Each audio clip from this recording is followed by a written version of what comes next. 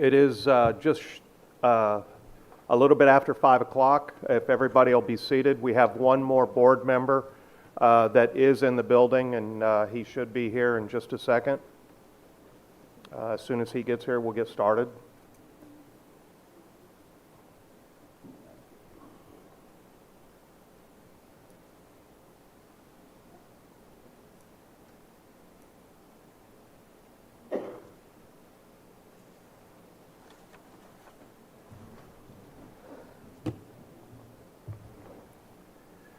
I would like to call this meeting to order and welcome everybody to this special called meeting of November 20th, 2024 of the Henderson Board of Zoning Adjustment Meeting. Sarah, may I get a roll call, please? Mac Arnold. Here. Heather Knight. Here. Rob Turney. Here. Landon Overfield. Here. Marcos Nicholas. Here. Thank you, Sarah. Mr. Davis, do you promise to tell the truth this evening? I do. Mr. Davis, our first appeal, Appeal 3529, will you bring that to our attention? Will. Proposal Appeal 3529 is submitted by Nolan and Caitlin Evans for the property located at 325 McLean Avenue. The applicant is requesting a conditional use permit to allow placement of a manufactured home in an R3 zone pursuant to Article 1303E, Appendix A, Zoning Code, City of Henderson. This property is zoned R3. All adjoining property owners have been notified. We have not received calls concerning this appeal. A conditional use is required to place a manufactured home in an R3 zone. The applicant, in filling out their conditional use permit worksheet, states that the requested conditional use permit is justified because it is an essential use and that it will allow affordable housing in an R3 zone. Conditions that would eliminate or minimize adverse effects on the proposed use in the zoning district are: A, the manufactured house will be installed per installation standards in the zoning code. B, the manufactured home will meet the acceptable appearance standards in the zoning code. C, the manufactured home will meet the required setbacks. D, the watershed will be contained on the lot. And E, the manufactured home is a Class A manufactured home. Staff has reviewed the request, recommend approval, and we forward the appeal to the board for your consideration. Any further conditions you deem appropriate. Thank you, Mr. Davis. Does this board have any questions for Mr. Davis? Does this board have any questions? If this board has no questions for Mr. Davis, I would like to call the applicant or applicant's representative to the podium. Please state your name. Mr. Evans, did you sign in at the front desk before you came in? Yes, sir. Do you promise to tell the truth? Yes, sir. Thank you, Mr. Evans. Is there anything that you would like to add to the testimony that Mr. Davis has already stated? Man, the only reason why we're doing this is more efficient for us. You know, we need something bigger. It just all around is a better deal for us. You know, what we're in now is kind of outdated. It's old. Kind of expanding our family, and we just need a bigger home. So. Okay. Does this board have any questions for Mr. Evans?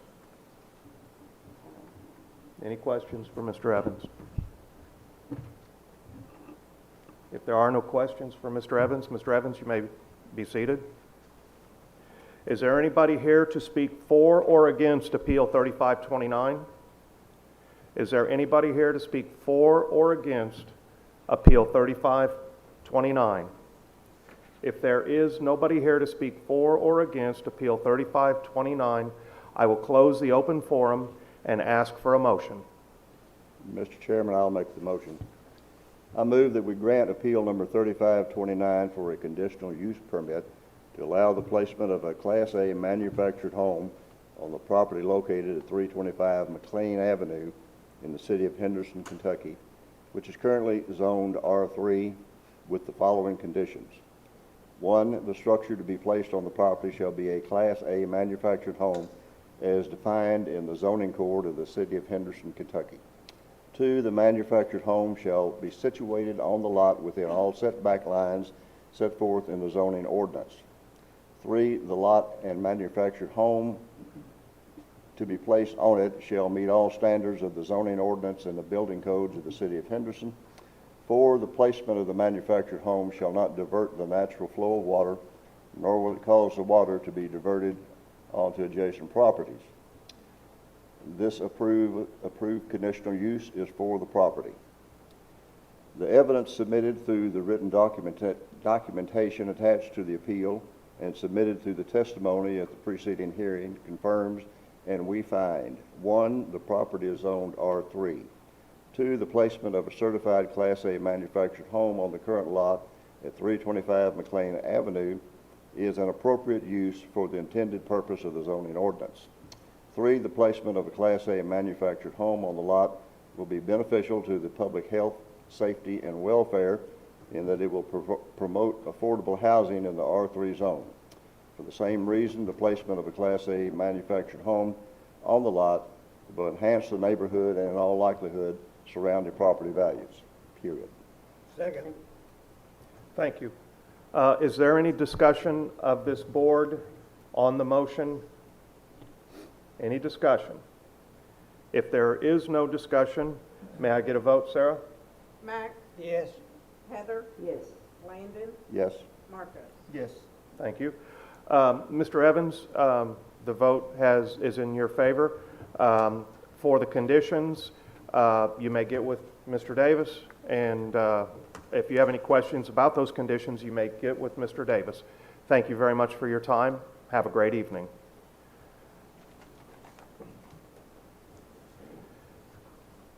The next appeal, Appeal 3530, is a little bit of an unusual appeal for us because we've got quite a large audience tonight. We want to hear all evidence. We want to hear everybody's comments, suggestions, your positions, your questions. However, the way we're going to do this is the applicant will be the first person to speak, and the applicant will have unlimited time to speak. The second round will be legal counsel for both the applicant or anybody who has hired an attorney to speak on their behalf. And then the third round will be the citizens or anybody who does not have, who will not be represented by an attorney. We're going to try to limit people to about a 3-minute discussion from the citizens. We are going to ask that if somebody covers a topic that we don't discuss the same topic over and over. We want new topics to be discussed, and we want to remain on topic. We don't want to vary off to different topics. If we have discussions or questions that need to be answered, if legal counsel wants to discuss questions and answers, we will let that happen at the podium in front of the microphone. But if a citizen has a question for legal counsel or legal counsel has a question for a citizen, we're going to ask that those questions come before the board and we bring the citizens back and forth. Legal counsel knows how this works very well. So we're going to permit legal counsel to discuss back and forth. We don't want citizens to get confused or we don't want legal counsel to, we want to protect the citizens. We want to be careful. We don't want anybody to get confused on what we're doing.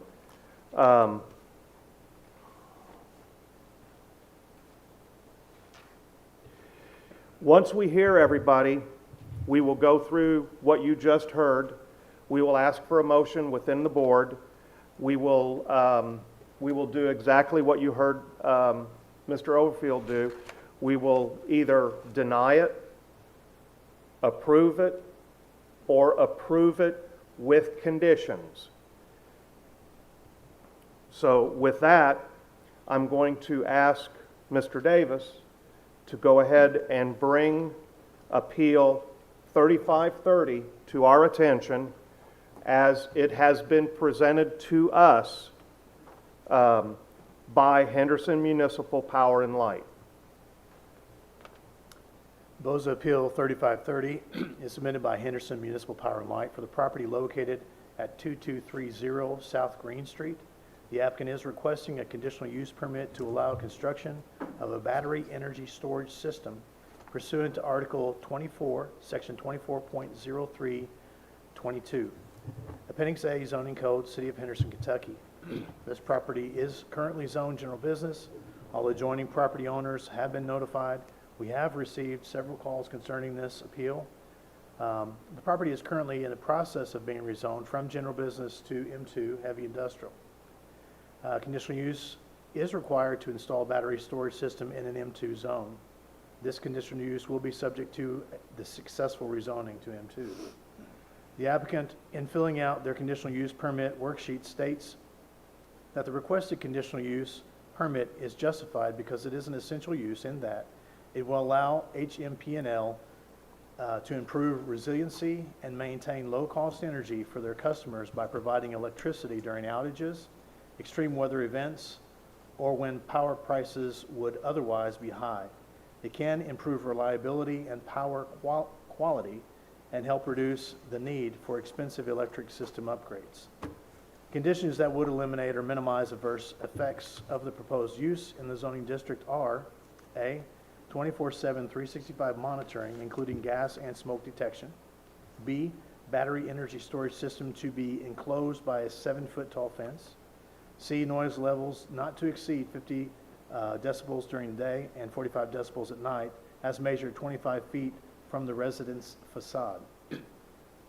D, lighting will be minimal, required for safety and operation, and reasonably shielded from abutting properties. Signage will be limited to regulatory signage, including hazards and emergency contact information. Staff has reviewed the request, and we forward the appeal to the board for your consideration and any further conditions you deem appropriate. Thank you, Mr. Davis. A couple of things that I would like to reiterate that Mr. Davis has said is one of the conditions of this is that this site is currently identified as general business. The zoning, it has to be rezoned to M2 industrial. We are not, this board does not, we have nothing to do with the rezoning, but we have to review this as if it is industrial M2, and then if we approve it, that is one of the conditions that we have to put on it if we approve it, that it has to be changed to M2 industrial. But right now it is currently general business.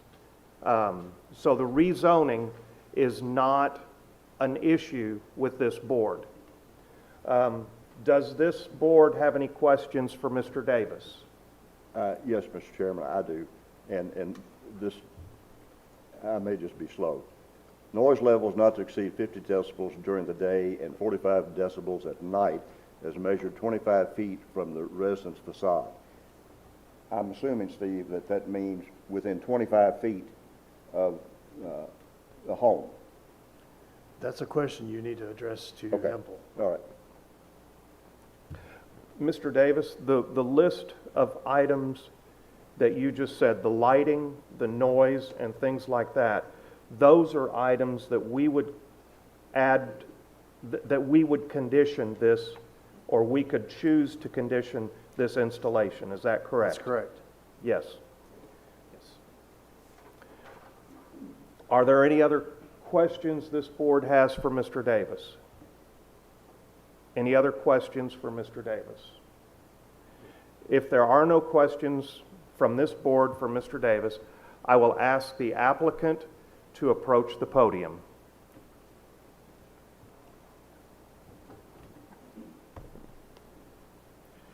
The applicant is listed as Henderson Municipal Power and Light.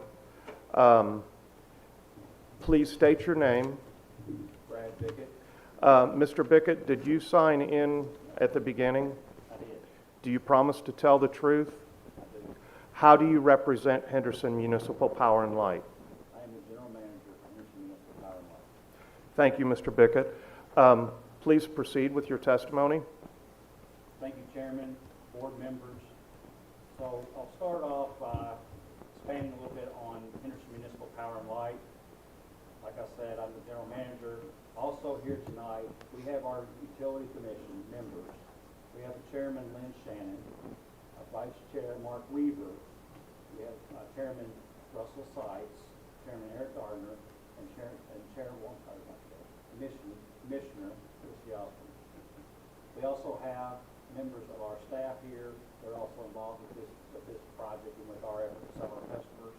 We have our facilities director, safety director, Ray Nix, our chief technology officer, Brian Hardesty, transmission and distribution director, Chuck Tucker, human resources director, Tammy Consular, chief financial officer, Barbara Mall, and power supply director, Aaron Spence.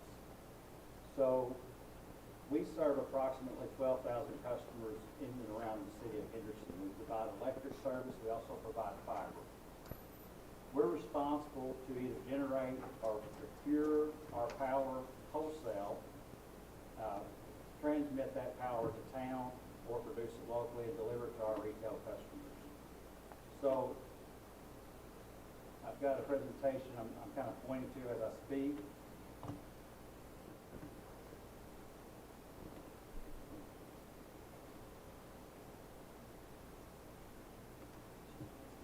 They're not working.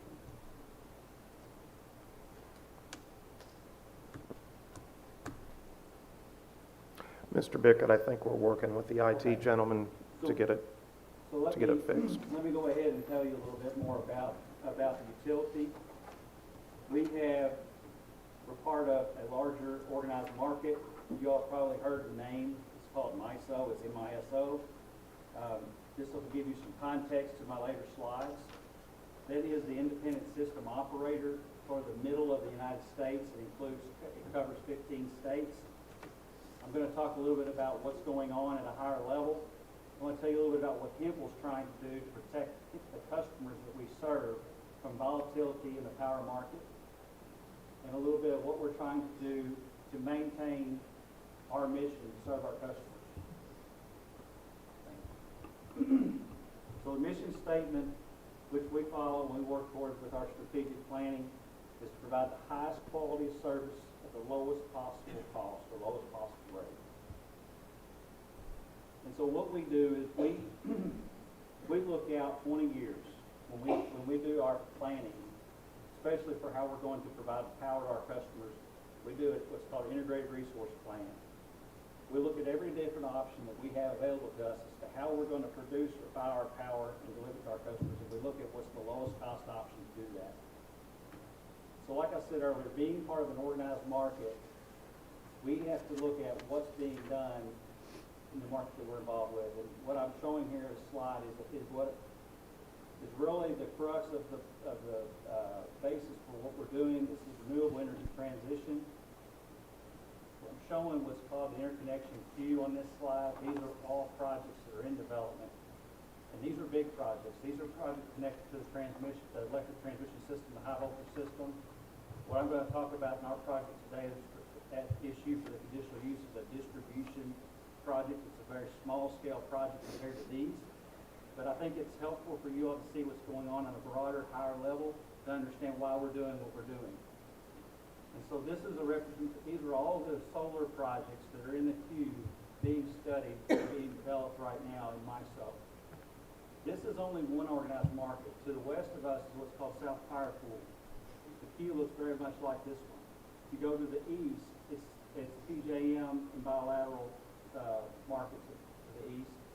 Again, these are the projects that are in the queue because these are the projects that are the most cost-effective to serve power, to generate power for customers. This slide shows you battery storage and what's called hybrid projects. Hybrid projects are storage combined with either wind or solar.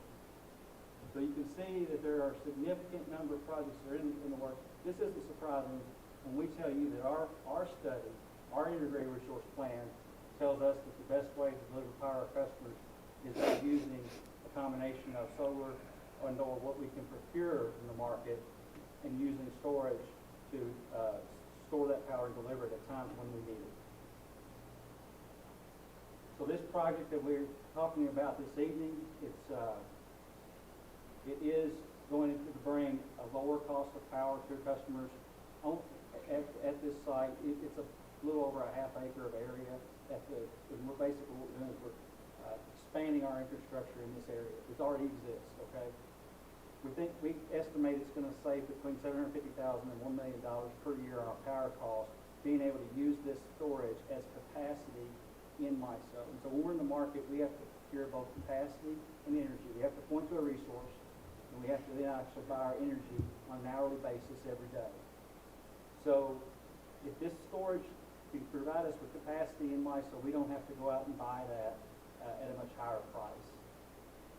So it also provides resiliency for the electric distribution system in a couple of different ways. Number one, it allows us to discharge the battery when the demand is high.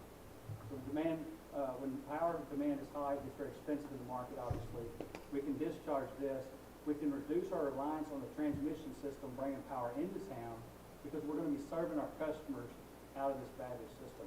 And we can charge it during times when there's a lot of wind and solar being produced on the grid and it's not needed. We can charge it very cheaply at those times. So I already mentioned we reduce our dependence on the regional electric transmission system. You might ask why we selected the site. This is absolutely the best location that Temple can install and use this type of facility because about 30% of our power goes through this substation that's on this parcel today.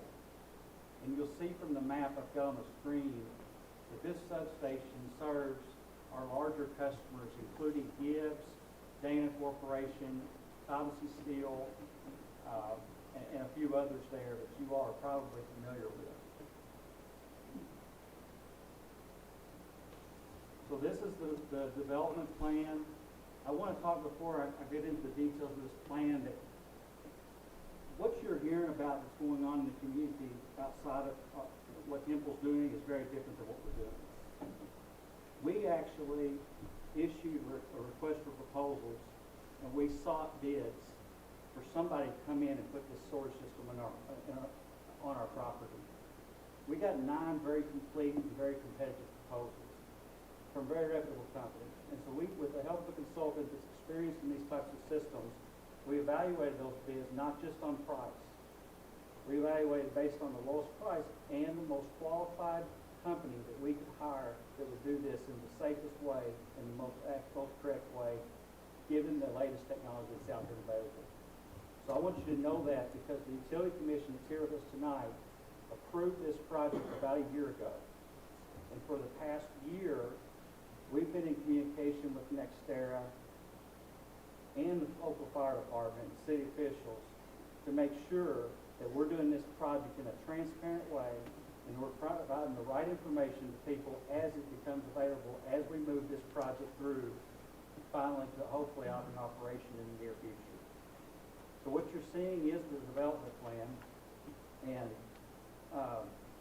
it's like I said earlier, a little over a half acre in size, much smaller than what you're seeing with these larger projects that are connected to the transmission system.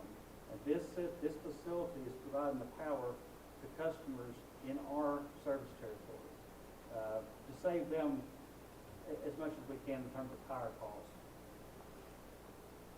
The other thing I want to point out is that this project is aligned with the comprehensive plan that's been adopted by our community. And I point to 3 different sections in the comprehensive plan. The first is that we are guiding industrial growth to existing industrial areas. And so I've got the actual area, chapter, and page on this slide if you want to reference that. We also have a goal for protecting natural systems. So this is bringing about a way to utilize renewable resources. And that's what we're having. As time goes on, more and more renewables are being brought onto the grid. And I mentioned earlier we do a study. We look out 20 years and we plan. We plan on different scenarios. We plan on different administrations being in charge. We plan on different natural gas prices. We plan on different things natural gas is used to generate electricity. There's not one scenario that we evaluated that didn't involve us needing to bring battery storage into our system and expand our infrastructure to use battery storage. And finally, for public utilities, the goal is to maintain that low-cost power that allows us to be very competitive in our economic development efforts.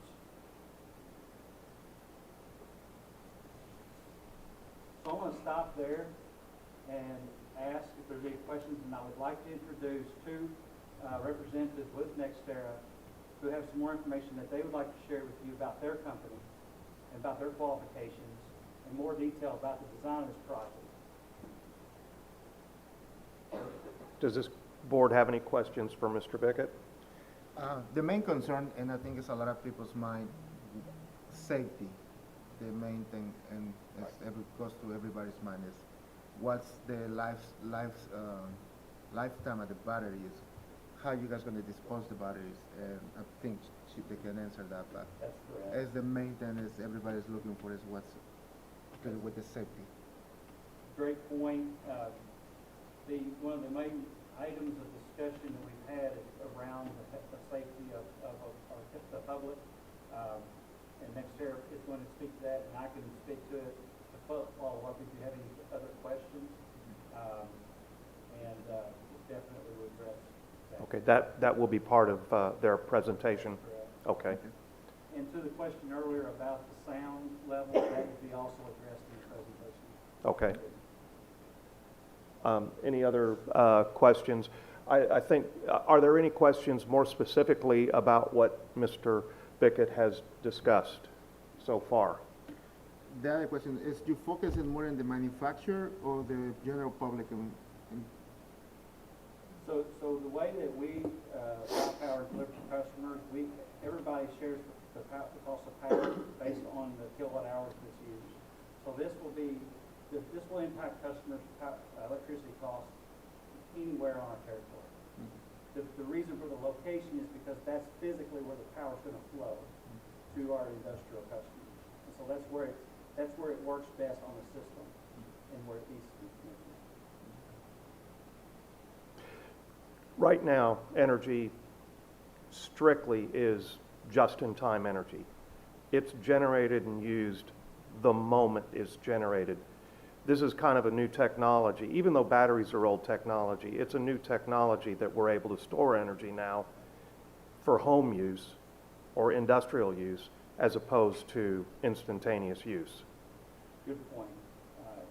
Would you like me to comment on that? Yes, that's kind of leading into asking you to comment on it. Yes, so traditionally, using a lot of dispatchable type of generation that mostly relies on fossil fuel, typically coal or natural gas, you adjusted your generation to match your load at that very instant continuously.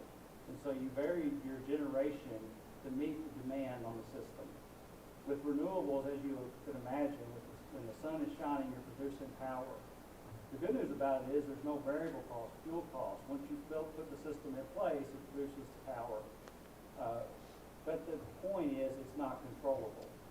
And the same thing with wind. When the wind's blowing, the power is being produced. So what we've seen, if you look out west, especially where there's not enough electric transmission power away from the large wind farms, the price of power goes down very low, even if it can go negative. You can actually get paid to use electricity if you're in an area of the market where there's too much production of power and it's not being used at that very instant. So it's very important to point out that you've got to be able to take that power and do something with it when it's on the grid. Or if you can, it's going to be to your benefit to do that. And then to your point, we're moving to a different type of it's really a shift, a paradigm shift in the way that the industry works, that you're going to be moving your load to match your generation, rather than the traditional way, which was to control your generation to match your load. So we're really like I said, in a big transition that is changing the way that we've generated and used power. And it's a significant change. Does this board have any other questions for Mr. Bickett? Mr. Bickett, if you would invite your representative. Please state your name. My name is Rita Salvariaga, and I'm a project manager with NextEra. Okay, please state your name again. Rita Salvariaga. Saturago. Salvariaga. Okay. Ms. Satirago, did you sign in? I did, Okay. Do you promise to tell the truth? I did. Okay, please. Yes, Now, absolutely. ma'am, you've got several aged members of this board, so if you could speak up some, it would help us. Absolutely. Is this better? Yes, ma'am, thank you. The microphones are they need to be very close. Okay, perfect. Is this better? I think so. Okay. Thanks for having me here tonight. I do want to start by mentioning that we also have Josh Adams here with us, who, to your question, is our fire safety subject matter expert. So I'll go through an overview of the company, battery storage project, and this project in particular, and then between the two of us, we'll answer any questions. NextEra Energy Resources is the parent company for the project entity. It's a Fortune 100 company with over a 100-year track record. We've deployed over 2.5 gigawatts of battery storage projects, and we've developed projects in 38 states and Canada. To put that into context, that's about 20% or 1 in 5 of the battery storage projects in the U.S. So I say that to say we are a world leader in renewables and battery energy storage. We pride ourselves in being a values-based company committed to excellence, doing the right thing, and treating people with respect. Part of that for this project has been working closely with the city, with the fire department on the project, as well as Brad and myself visited the neighbors on the project to talk them through the project as well as answer any questions. Why battery energy storage? Like Brad mentioned, energy storage allows utilities like Temple to effectively provide energy at the time when it's needed, when otherwise the power cost and the demand can be high. It increases reliability and resiliency, and the power quality for customers as well. How it works. There's the battery storage containers, and we'll go a bit into more detail of what that looks like for this project. Then there will be inverters that convert the energy from DC to AC, and transformers to convert the voltage level, and then feed the energy into the grid. The battery storage containers consist of several battery racks. The battery racks consist of several modules, and the modules consist of several cells. Each of these cells is effectively the size of an iPad, to put that into context. I'll speak a little bit about NextEra's fire safety program, and to address your question, I always think about this as kind of 4 layers, with the first layer being selecting the right technology. So all of the technology that we use undergoes rigorous testing and reviews. The second layer being the project design. So we design our projects to be very safe. The third layer being monitoring. So we have a 24/7, 365 control center that monitors the projects. And the fourth layer being we have an emergency response plan, and we work closely with first responders and fire departments to ensure that everyone is prepared and knows what to do if anything is ever needed. And we complete training and orientation sessions with them as well. So just a little bit more information on our control centers. So there's the Renewable Operation Control Center, which I mentioned is 24/7, 365, staffed with experts. They have the ability to shut the project off remotely if needed. And then there's our Performance Diagnostic Center, which again is monitoring different criteria of the project and is able to identify any abnormal situations to essentially identify any potential issues before they come up. So an overview of the project, Brad had a bigger version of this, so I also also wanted to show the location of it here, behind substation 7. It's a 12 megawatt battery storage project. So that's about enough electricity to power about 9,000 homes. The project is going to have between 12 to 16 containers and 4 inverters, and the commercial operation date is targeted for 2025. The project design will meet all of the city ordinances. In terms of lighting, it'll be minimal, the minimal amount of lighting necessary for safe operation, but also secured from the abutting properties. It'll have all the required signage on contact information as well as any safety hazards. From a noise perspective, again, to answer the question, you'll need the ordinance with a 45 to 50 decibels, and I'll go a little bit into more detail on that on the next slide. And vegetation screening, we'll keep the existing vegetation, and we will add as needed additional. So for context on the noise, the inverters and the energy storage HVAC system is what generates noise.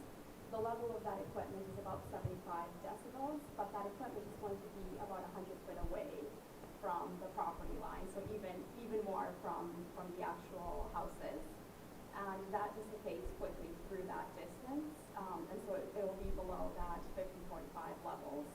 And to put it into context, that 75 decibels is a vacuum cleaner.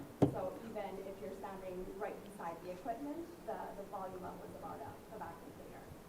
Once you get to the level that's expected 100 feet away, you're essentially looking at something like a whisper, a refrigerator at the worst. We are also in the process of completing all of the required environmental studies. That's the spot. We've done the wetland delineation. There are no wetlands on the site, and we're completing the other cultural, historic, habitat desktop reviews. And we will meet, of course, all required standards around that. Same with stormwater. We'll have to go to stormwater permitting. So we're currently undergoing all the site diligence on that. In terms of the project benefits, I'll kind of just wrap up by highlighting again what Brad started with. So these battery storage projects improve the system reliability and resiliency for the grid, allowing Hempel to maintain the low cost of energy for its customers. It also allows to diversify the region's electricity generation, and will support the local economy during construction and beyond, as the crews are in the area. There is little to no demand on municipal infrastructure or services, and it will not increase the noise or traffic in the area. It also supports Kentucky's energy strategy, which is pretty in line to what Brad was mentioning earlier as well, around the diversification and preparing for that energy transition. That's all I have. The noise control going from 75 down to 45 at night, is that, are you using vegetation or is that just distance? That's just the dissipation. Because of the distance. Okay. Will there be any additional, any vegetation or anything else, fencing or anything else that will help with noise reduction? With the noise reduction, there will be a 7-foot fence around the project site. There's some existing vegetation. We'll add more as needed as a visual buffer, but we don't consider that from a noise perspective. Again, the levels are going to be well below those requirements, which, as you can see here, is essentially the sort of suburban area at night. Well, let me reverse my question. When you talk about going from 75 to 45, you're not including fencing and vegetation. No, So, that's just as a result of the distance. okay, so any fencing and any vegetation that ends up there is going to further reduce the... Correct. Okay. Next question that I have has to do with fire protection. I assume that you're looking at changes in milliamp voltage, things like that, to determine hot spots, thermal imaging and things like that. you're monitoring for hot spots or overcurrent situations to see if you have battery problems causing hot spots that may end up with fire? Correct. Yes, and there's temperature and gas monitoring as well. Okay. And lithium ion, I see that's what you're using. Correct. Okay. Does this board have any additional questions? I have a question on the safety, but it may be better for the safety director. Ask right now, and All right, if it is, then we can bump later. Is there any way to control lithium-ion battery fire? You can't spray water on it, right? If Is you there want a- to bump that to your safety person, feel free. Okay. Okay. Do you have a presentation, or do you want to address it now? I do not have a presentation. Okay, please approach the podium then. Have you signed in? Yes, I have. Okay, and what's your name? My name is Josh Adams. Mr. Adams, do you promise to tell the truth? Yes, I do. Okay, please address the question. Okay. Just to reiterate, I am the battery energy storage engineering manager and the fire safety subject matter expert at NextEra. So to address the question, the passive systems are designed to contain the fire. Active suppression is actually not recommended and potentially create a more hazardous situation to first responders. And safety is the first and most important thing. So if a very, very rare occurrence of a self-failure event, 1 in 10 to 1 in 40 million self-failures, the systems have been designed and tested to ensure that such an event will be contained to that one container.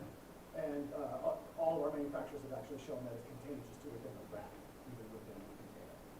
So you basically design protective layer systems to prevent such an event from spreading. And we very specifically do not recommend any active intervention. When you say passive intervention, That could be thermal barriers. As was mentioned, the battery management system monitors for voltages and temperatures. And so it can detect something that is abnormal long before it's become an actual hazardous situation. so you and drop it out of the circuit? Yeah, exactly. Isolate that particular part of the system. So a lot of that is done automatically.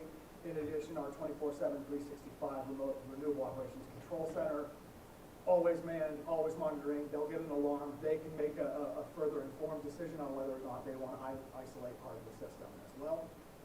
And then, in addition to the BMS testing, they're tested for analyzing that. They're also, all the batteries are tested for safety, rigorous safety testing, shake testing, drop testing, over voltage, under voltage, short circuit. They're tested for all of these different types of things to make sure that they're going to stay safe. And what would you consider active? Foam, water? Yeah, basically active suppression efforts, foam or water or aerosol suppressants are typically ineffective. Water is probably the most effective to put out a fire, but it can actually exacerbate the problem by causing Shorting, short circuits yeah. and creating an additional fire. Yeah. If there were a fire, is there an evacuation area? How long would fire protection need to be on site? The evacuation area is essentially going to be the yard, right? So all studies and all past events have shown that there's no risk to any of the neighboring communities. There's no risk of inhalation of any gases or anything like that expanding outside of the area. So firefighters and first responders are recommended to set up a perimeter approach, stay outside of the fence line, and wait for NextEra trained personnel to assess the situation. You mentioned the NextEra personnel, so you guys gonna have somebody in town or train somebody in town to take care of the situation? Yes, we'll have operation and maintenance crews that are going to be local. So if one was to catch on fire, what is the typical burn time? Is there one? Honestly, the typical burn time can vary. There is really no typical burn time. It's just typically how well the system does it, isolating that. They can burn for many hours, but there is no risk of any exposure to anyone outside. Yeah, I was looking at it as if we would still need to have fire protection on standby if there was a fire going on. There may need to be a firefighter on standby, exactly. But we'd have NextEra personnel on site as well. What's the NextEra response time in an event such as this? We would be able to have personnel there within an hour and a half. Oh, okay. Okay. The other question is, how you dispose batteries that are no good anymore? We would typically actually hire a third-party company that specializes in doing something like that. Are you talking about in the case of an event, Yes. right, where the batteries have become damaged? We would hire experts to come in and very safely remove them and properly dispose of and recycle whatever can be recycled, and dispose of whatever can be disposed of, and then we would replace the container on the site and recommission it, make sure it's fully operational. What is the lifespan of a battery storage facility? It really does depend on the use case, how often they're charged and discharged, but it's about 20 to 25 years. And is there a effect on the soil from those storage facilities? No, there's not really anything invasive done to the soil. There's maybe some concrete pads that they're set on, and then when the project is decommissioned, it's put back to essentially as it was before. And would your company be the ones to decommission it and get rid of everything, or leave it there? Yes, yeah, absolutely. NextEra would do that as part of NFPA 855, that's National Fire Protection Association 855 for installation of stationary energy solar systems. We are required to submit a decommissioning plan. The 7-foot fence at the perimeter, will that be a chain link fence or some other type of fencing? It's typically a chain link fence with razor wire on top, yeah. Go back to the noise. You guys probably familiar with highways. As you go into the highway, it's always a concrete fence next to houses because the noise noise bounces into the fence. That way the house don't get damaged and all that stuff. And sometimes the highway is like even 100 feet away from the houses, and they still have to put the fence. Why you guys don't qualify for that? Why do we not need to put in a fence? Yeah. Because as she explained, the natural dissipation of sound over distance. Sound typically reduces by about half of its power every time you double the distance. And so just the natural reduction of sound, the dissipation over time, puts the sound well below the ordinance limit before it would even reach any. So the decimals is below a tire noise, Below what noise? like a highway tire. When you go on the highway and you have a pothole and you hear the noise, is below that? Like a tire blowing? No, Or like just the tires yeah, moving? tires more. I mean, relative to the distance, yes, it would be quite. She wanted to say something. I can add to that because I see that it's actually shown here, the city traffic being about 85. Again, this is going to be lower and there's 100 feet to the property line, even more Okay. to the actual properties. Nice. I'll also add to your decommissioning question to say the city ordinances require us to provide them with a decommissioning plan as well as a decommissioning bond. And I'm gonna miss this. How big are the containers and inverters? Do we have an idea? Yeah, the containers, the industry is pretty well converging on approximately a 20-foot ISO high Q, or at least that size of container. So you're looking at about 20 feet by 8 feet wide by about 9.5 feet tall.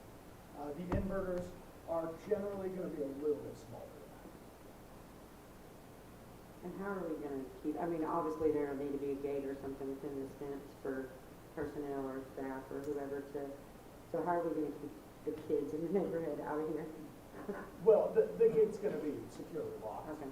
Right? So it's, one you couldn't really cut with bolt cutters, secure lock, and we'll make sure that all the sizes of the gates and the access roads are compliant with all of that. It's within a substation.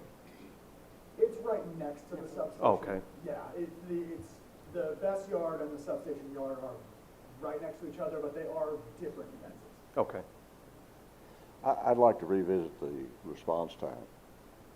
If you're going to have personnel staying here locally, why would it take an hour to an hour and a half to respond to a problem?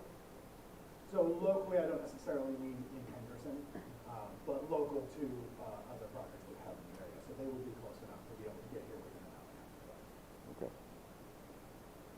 So you would say they would be tri-state, in the tri-state, not so much as local, more tri-state?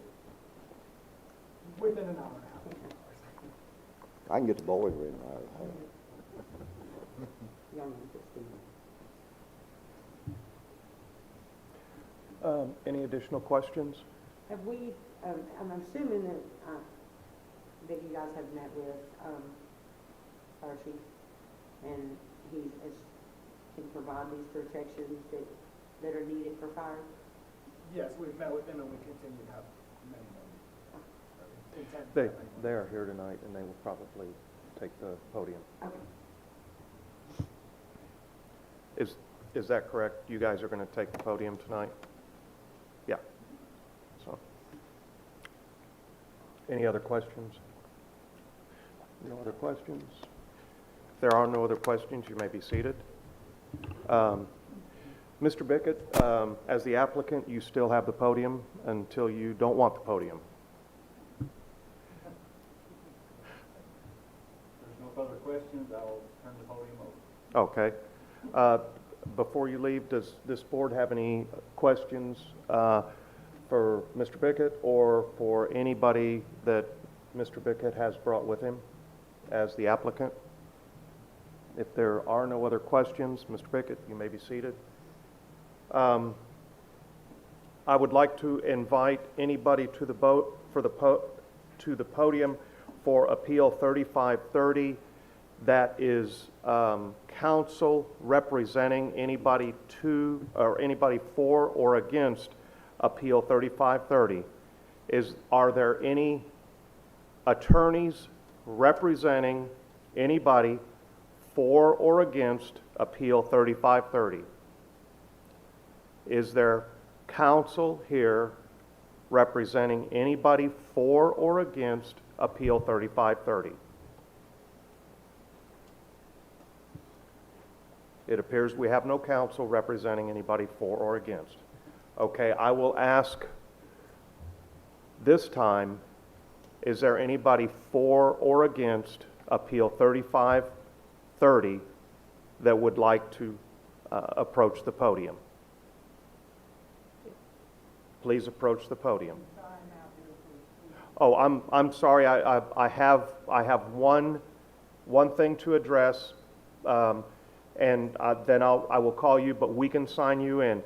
We actually have a letter that we need to add to testimony, and there's a gentleman by the name of Eric Stinson who wrote a letter, and I need Mr. Stinson to come to the podium and swear him in. And then Sarah will read your letter. Mr. Stinson, did you sign in? I did not. Please sign in, please. Yes.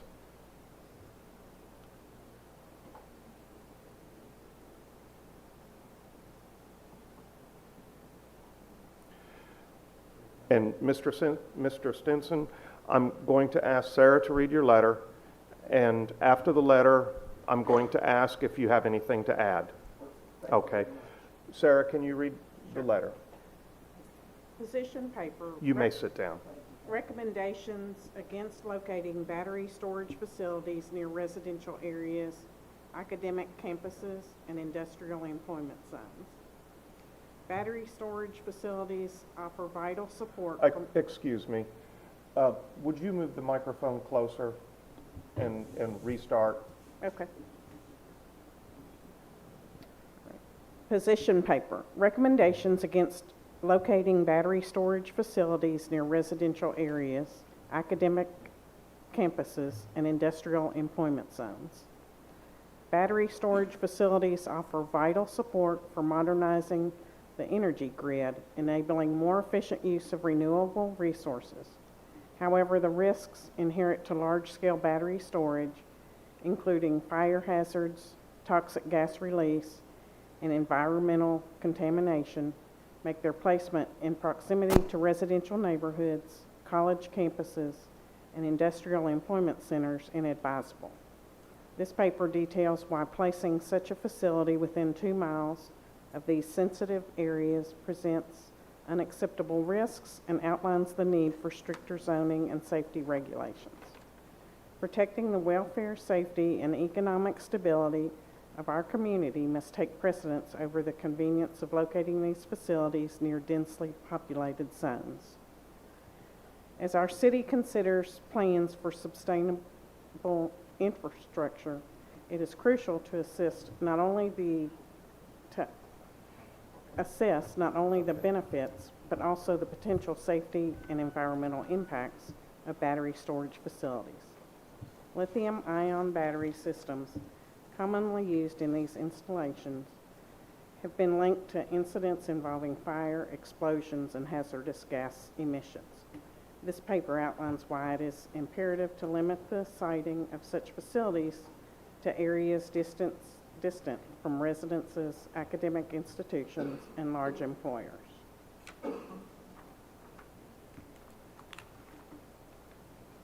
Lithium-ion battery systems are susceptible to thermal runaway, a dangerous failure mode where heat spreads through the battery cells, triggering fires and even explosions. For example, the McMicken Energy Storage Fire in Arizona in 2019 and the Moss Landing Fire in California in 2021 illustrates how these systems can rapidly escalate into uncontrollable fires.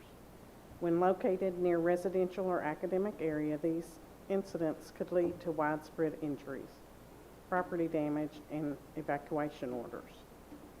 Battery storage facility fires can release toxic gases, including hydrogen fluoride, which poses several health risks if inhaled, potentially causing respiratory distress, eye irritation, and other acute health issues. In populated areas, gas emissions from even a single incident can endanger hundreds of thousands of people, especially in residential communities or campuses where children and elderly residents may be particularly vulnerable. Battery fires or spills from storage units can lead to chemical leaks, contaminating the soil and groundwater. In industrial or mixed-use areas where the factories may also be handling chemicals, this contamination risk becomes even more severe, raising potential liability for remediation and long-term monitoring. The environmental impact of a leak could affect not only the local ecosystem, but also nearby water supplies and agriculture. Battery storage incidents require specialized firefighting and hazardous material response strategies. The presence of such facilities near residential or commercial zones constrain local emergency services, requiring advanced training and equipment. Additionally, in the case of a fire or explosion, road closures, evacuations, and shelter-in-place orders would disrupt the area significantly. Battery storage facilities near homes increase the risk of exposure to fires, explosions, and gas emissions. These incidents not only threaten public safety, but can also lead to prolonged disruptions. Residential property values may suffer due to perceived safety risks, and noise population from facility operations could degrade quality of life. The proximity of a battery storage facility to a college campus could impact the student and faculty safety and disrupt campus activities. The risk of toxic emissions or fires could lead to frequent evacuations or shelter-in-place orders, interrupting academic schedules and harming the institution's reputation as a safe learning environment. Factories and warehouses, employing hundreds of people, are often hubs of economic stability within a community. The presence of a high-risk facility nearby increases the likelihood of workplace disruptions, liability risks, and health issues for employees. Industrial incidents near such a facility could also lead to catastrophic cascading failures, further emphasizing the need for adequate separation from battery storage units. Battery storage facilities should be located in remote industrial zones that are adequately separated from residential, educational, and densely populated employment areas. A minimum distance of at least 2 miles from these sensitive areas would help minimize risk. Battery storage operators should implement robust fire suppression, thermal management, and gas detection systems. Regular training for local emergency responders should be mandated to ensure preparedness in case of an incident. Prior to construction, a comprehensive impact assessment should be required to evaluate potential effects on community health, property values, and environmental quality. Stakeholder engagement is also critical to address public concerns and ensure transparency. In conclusion, while battery storage technology contributes to sustainable energy goals, it is essential to consider the specific hazards and risks that accompany these facilities. Placing a battery storage facility within 2 miles of a residential neighborhood, college campuses, and employment centers is an unattainable risk. Protecting public safety, health, and economic stability requires stringent zoning regulations that prevent these facilities from operating in close proximity to densely populated or vulnerable areas. Our community must prioritize